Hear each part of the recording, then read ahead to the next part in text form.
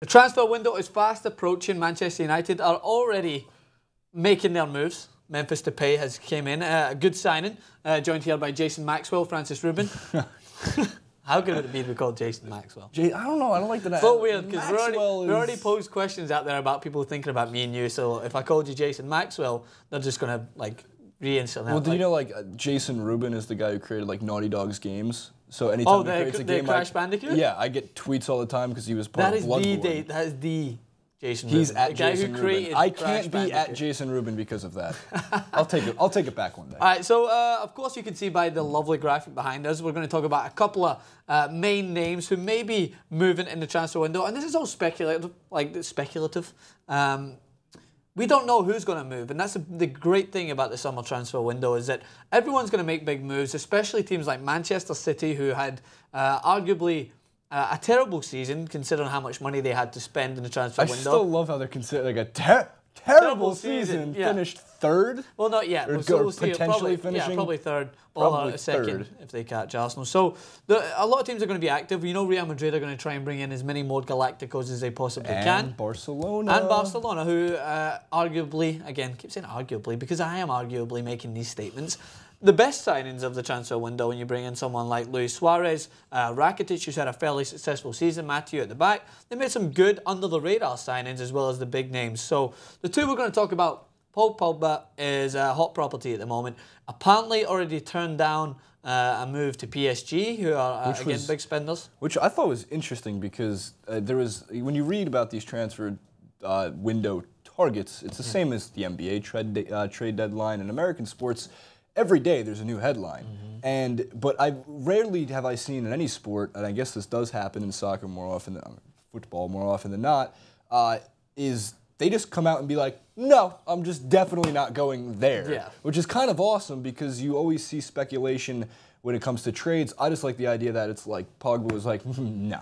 Yeah, no. A lot of it comes down to the player. Now, don't get me wrong, if a team doesn't want you, then you probably will leave at some point. But more often than not, it's down to the player. And when a player is unhappy and wants to go somewhere, they will go. James Rodriguez, prime example. Monaco did not want to let him go. He wanted to go to Real Madrid. He went. But Monaco made a better run than not Real Madrid. Yeah. But they made a run in the Champions League. I mean, with James Rodriguez, it would have been interesting. And Falcao out. Considering that was a defensive-minded team, Monaco, who let up. They basically made the quarterfinals without scoring any goals. Yeah, they did. Amazing. I would have been really curious looking back if maybe a FIFA What If challenge, what if James Rodriguez was still in Monaco? And Falcao, who, well, it was not exactly the Falcao that was playing in for Manchester United that Monaco would like to see back because he's been struggling with form. But the other person we're going to talk about as well is Gareth Bale, clearly unhappy at Real Madrid. I've never seen a sadder face. Running around in the all-white jersey. But he's happy when he's scoring his goal and doing, what did you call this again? O-face? No, the Illuminati. Yeah, the Illuminati sign. Clearly making it, or the love heart as he likes to call it. But Gareth Bale, it's a sad day. I talked about this with the Geordie today on FIFA.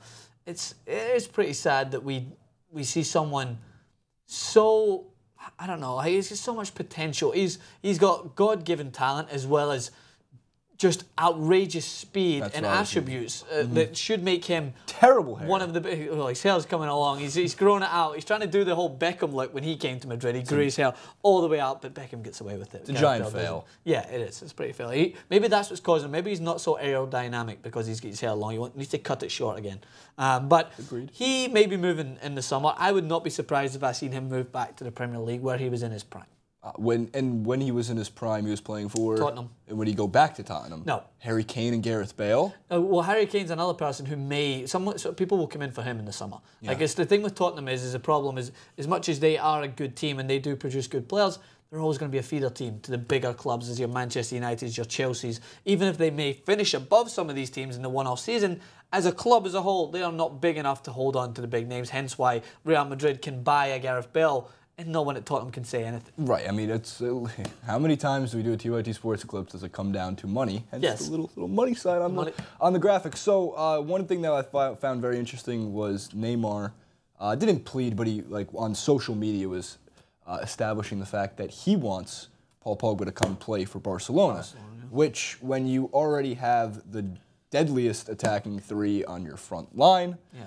and you put somebody as lethal as Pogba is in the middle with his size, which is one of the things that I see makes him stand out, is in that Ronaldo fashion, he's not really built like a soccer player. And of course, again, as an American sports fan, an analyst and enthusiast, when it comes to it, like size to me is one of the most underappreciated things in soccer, because as a longtime Balotelli fan, that's somebody whose potential has gone completely out the window. He's going to move in the summer, but he will not be moving upwards. And I'll be following his move to wherever he goes. But with someone like Pogba, who had a fantastic World Cup, he won the World Cup's either most improved player or young star, which is obviously a very high accolade for somebody playing on a team the French team that was a stacked team to begin with. Again, when you watch Pogba's highlights and you watch his tape when he's healthy, and he needs to stay healthy, I'm sure that's going to be a cause for concern. He might be coming back for the second leg of the Champions League. Ooh. He might make a return. But I do get what you're saying, and it is a big factor that Barcelona like to add, as well as having the smaller tiki-taka, lovely technical players in there. But Iniesta's getting on a little bit. We see Xavi taking a more of a reduced role in Barcelona's lineup. There's not enough room. There's not enough room. And you bring in someone like Rakitic, who is good. He's just like a younger version of Xavi's. I tell you about sculpting him. They could add that physical presence. And also, Barcelona has a mix of developing players under the wings of, you play with someone like Messi or Neymar or even Suarez, who's been there, you're going to learn. Those are star talents that someone like Harry Kane probably would love to have surrounding him to make him better.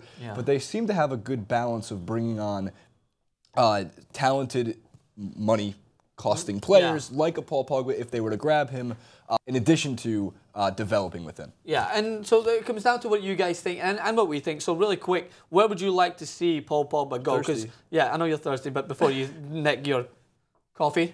It is Friday. Where would you like to see him? Barcelona would be a really fun stop for Paul Pogba. But would it be fair for anyone else? No, it wouldn't. I just want to see Pogba in the Premier League. I think he's somebody I really like watching the Premier League, and just not the Manchester United or Manchester Cities of the world. He came from Manchester United, so I don't know if he's going to go back there. Still maybe get a grudge.